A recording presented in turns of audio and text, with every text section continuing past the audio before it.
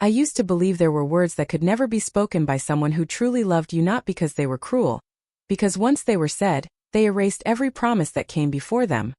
For me, those words arrived on a rainy Thursday evening, standing in the middle of the home I had spent 12 years building with my husband. The smell of garlic and rosemary still lingered from the dinner I'd spent 2 hours preparing. Candles flickered gently on the dining table, melting into little pools of wax beside 2 untouched glasses of red wine. Soft jazz played from the kitchen speaker, the same playlist Daniel had once told me reminded him of our honeymoon in Italy. I had cooked because it was our anniversary. He had forgotten. Actually, forgotten wasn't the right word. Forgetting implies something accidental. Daniel had remembered. He simply didn't care. He walked through the front door nearly 2 hours late, talking into an expensive phone I'd never seen before. His charcoal overcoat was damp from the rain, and there was a faint trace of a perfume I didn't recognize. Not mind that he ended the call without looking at me. I've already eaten. That was his greeting, and no kiss, and no apology, and no happy anniversary. Just 4 careless words that I forced a smile anyway. I made your favorite. He glanced toward the dining table as though it belonged to someone else's house. You shouldn't have. I thought. My voice almost disappeared. Today mattered. He loosened his tie with obvious irritation. I've had a long day, Claire. I don't want another emotional conversation. Emotional, that had become his favorite word whenever I asked for the smallest piece of affection. That I walked toward him slowly. Do you even know what today is? He looked genuinely confused. Then something flickered across his face, recognition. Oh, our anniversary. He didn't sound embarrassed, he sounded inconvenienced. I'm sorry. But he wasn't. I had spent enough years with him to know the difference. I looked at the table we'd bought together from a tiny antique shop outside Florence. The candles, the flowers, the tiny chocolate cake hidden in the refrigerator. Every detail suddenly felt foolish. You forgot. I said I'm sorry. No. I shook my head. You said the words. That's different. His shoulders slumped. Can we please not do this tonight? When? When should we? When there's another forgotten anniversary. When you miss another birthday. When you cancel another vacation because work suddenly becomes more important. He rubbed his forehead. This is exactly what I mean. What? This constant need for reassurance. My chest tightened. I need reassurance because I haven't felt like your wife in over a year. Silence. Then he laughed. Not loudly. Not cruelly, just enough to make something inside me break. You've changed. I've changed. You've become. He searched for the word. Small. I stared at him. I used to admire your ambition. You had ideas. Dreams. Now. He looked around the house. You volunteer. You paint. You spend time mentoring young entrepreneurs. You don't accomplish anything real. Every sentence landed like another stone. I love helping people. Helping people doesn't build empires. I blinked. When did life become a competition? When I realized potential means nothing without results. The room became painfully quiet.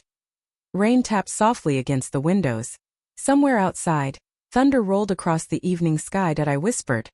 So that's what you think of me? He looked directly into my eyes. For a second, I almost believed he'd apologize. Instead, he delivered the sentence that would change both our lives. You're worth nothing. Not angry. Not shouted. Simply stated like a fact. Like reading numbers from a spreadsheet.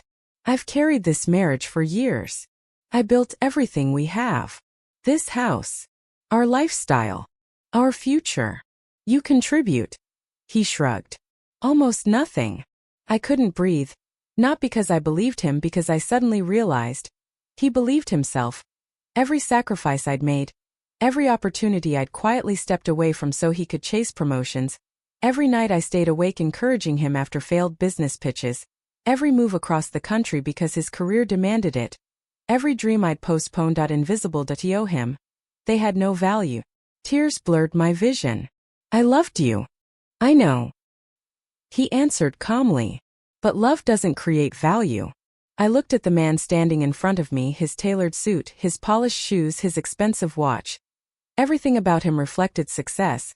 Everything except his heart. Without another word, He walked upstairs. A minute later I heard drawers opening, closet doors sliding. Suitcases. By the time he came back downstairs, he carried 2 garment bags and a leather overnight case. I'm staying elsewhere. I stared. For tonight. He hesitated. I don't know. Something cold settled inside me. There isn't someone else. Silence. I didn't need an answer. The silence was answer enough. He opened the front door. Before leaving, he looked back one final time. I hope someday you realize I didn't marry the woman you've become. The door closed quietly. No dramatic slam. Just a soft click. And somehow, that sound hurt even more. I stood alone in the dining room listening to rain and the slow drip of candle wax. After several minutes, my phone rang. Unknown number. Normally I would have ignored it. Instead I answered. Hello. A warm older voice spoke immediately. Ms. Whitmore. Yes. My name is Margaret Lawson.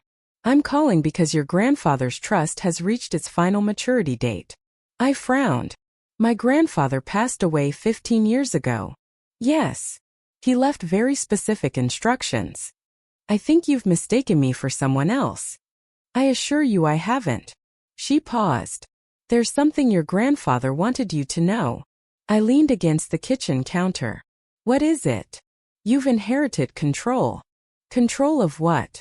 Silence. Then. Everything. I laughed nervously. I'm sorry. The family holding company. The investment portfolio. The intellectual property trust. The charitable foundation. None of those words made sense. My parents never mentioned. They couldn't. Your grandfather legally prohibited disclosure until your 35th birthday. My birthday. Tomorrow. My heart skipped. There must be some mistake. There isn't. I'd like to meet tomorrow morning. I'll bring the documentation. I looked around my quiet house. I don't think tomorrow is a good day. It may become the most important day of your life. After hanging up, I sat in complete silence. I barely slept. Not because of the strange phone call, because every time I closed my eyes, I heard Daniel's voice. You're worth nothing.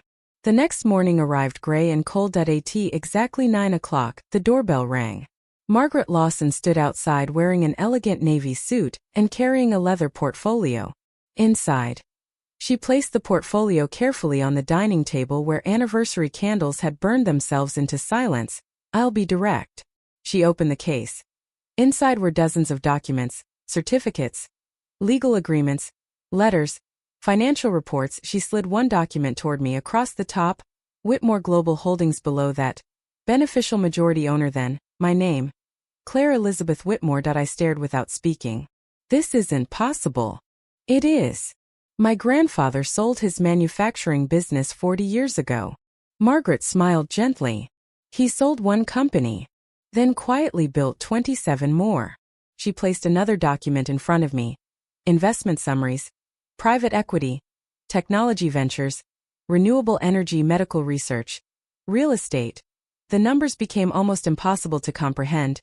Assets, dividends, international holdings, everything accumulated quietly over decades. Then one final page. Estimated total enterprise valuation. I read it once. Then again. Then a third time, because my mind refused to accept the number. $1.18 billion. I looked up. Margaret nodded softly. Yes. My hands started shaking. My grandfather left all of this to me. He left stewardship, not wealth. He believed there was a difference. Tears filled my eyes. Why keep it secret? He feared money would decide who loved you. The sentence struck me harder than the number. Because only 12 hours earlier, my husband had decided exactly that. Margaret carefully closed one folder. There is one more thing. She slid another envelope toward me. This concerns Harlow Dynamics. I frowned. Daniel's company. The board intends to acquire a controlling interest next quarter. I don't understand. Margaret looked directly into my eyes. They require your signature. My signature? Yes. As majority owner. Nothing of that size happens without your approval. I felt the room begin to spin outside. A black luxury sedan slowly pulled into my driveway. Daniel stepped out. He looked surprised to see another vehicle parked outside. He walked toward the front door, completely unaware that the woman he had called worthless less than 24 hours earlier was about to learn she controlled a billion-dollar empire. Daniel rang the doorbell twice, not impatiently, almost cautiously.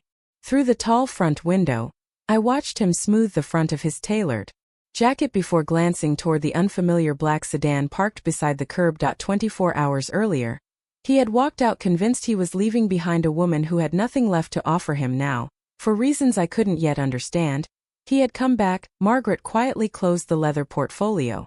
I assume that's your husband. I nodded. My husband. The words felt strange now. Not because they were legally untrue, because emotionally, they no longer belonged to me. Would you like me to leave? I looked toward the door. No. She studied my face for a long moment, then smiled gently. Good. You've spent too many years making yourself smaller to protect other people's comfort. The doorbell rang again. I walked across the hardwood floor with slow, measured steps. For the first time in years, I wasn't wondering how to keep Daniel happy. I simply opened the door. He offered an awkward smile. I think we should talk. I thought you were staying somewhere else. I did. He shifted his weight uneasily. I've been thinking. That sentence almost made me laugh. Equals only yesterday. He had spoken as though every decision was final now. There was uncertainty in his voice. I stepped aside. You can come in. His eyes immediately found Margaret. Oh, I'm sorry. I didn't realize you had company. Margaret stood and extended her hand. Margaret Lawson. Daniel shook it politely. Daniel Whitmore. She smiled. I know. Something about her tone made him pause. He looked at the documents spread across the dining table. Legal files, financial reports, company seals. He frowned. Everything okay? I nodded. Actually, I just received some unexpected family news. He glanced at the papers again. Inheritance. Something like that. His expression softened ever so slightly. I'm sorry about yesterday. The apology sounded rehearsed, like he'd practiced it in the mirror. I shouldn't have said some of those things. Which things? He hesitated. I was frustrated. Daniel. I met his eyes. Which words? His gaze dropped. You're worth nothing. Hearing him repeat the sentence aloud made the room feel even colder. I'm sorry. Margaret quietly gathered several documents but remained seated. She wasn't interrupting, she was observing. I realized she had spent decades negotiating billion-dollar transactions. She probably recognized insincerity faster than anyone I'd ever met. What changed? I asked. Daniel looked genuinely surprised. What do you mean? You left. You packed a suitcase. You told me love wasn't enough. So, what changed overnight? He looked away. I realized I was angry. No. I shook my head gently. You were certain. He couldn't answer. Instead, his eyes wandered toward one particular folder resting near Margaret's briefcase. The gold emblem caught his attention. Whitmore Global Holdings. His eyebrows rose. I've heard of them. Margaret smiled politely. Most people in finance have. Daniel nodded. They're one of the most private holding companies in the country. They own pieces of dozens of major corporations.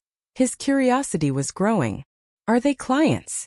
Margaret looked toward me before answering. In a manner of speaking. Daniel laughed softly. I've always wanted to meet whoever runs that company. They're practically invisible. No interviews. No social media. No public appearances. Just incredible investments. Margaret smiled. They prefer privacy. He looked impressed. My CEO says they're brilliant. Then his eyes landed on one sheet partially sticking out from beneath another folder. Across the top, he could clearly read my name. Claire Elizabeth Whitmore. Below it, beneficial majority owner. He blinked. His smile disappeared. He leaned forward. Claire. I calmly placed my hand over the document.